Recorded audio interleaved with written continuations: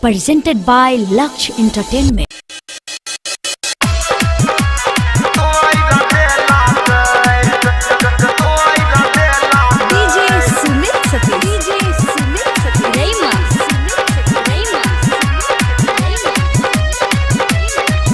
Presented by Arya Records.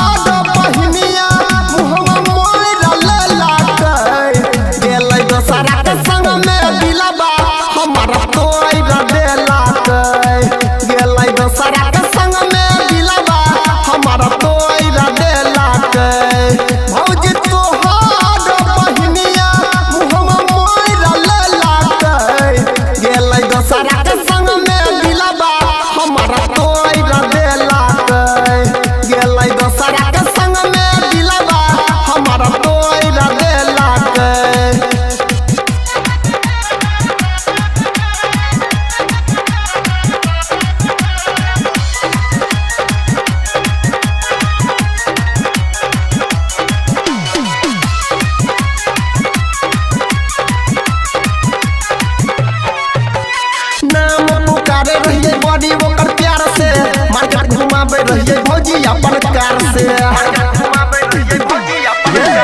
नाम पुकारे रहिए बॉडी ओकर प्यार से मार्केट घुमावे रहिए भौजी अपन कार से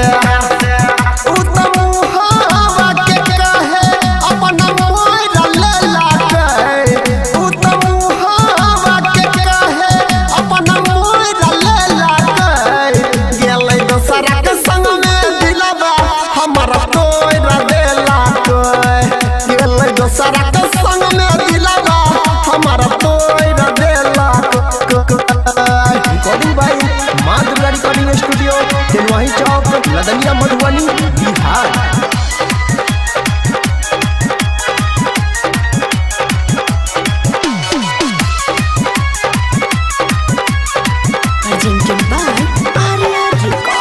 शादी रात के बहिन भेल तोरा खुश है गायक अनिल के भेल बड़ा दुख है।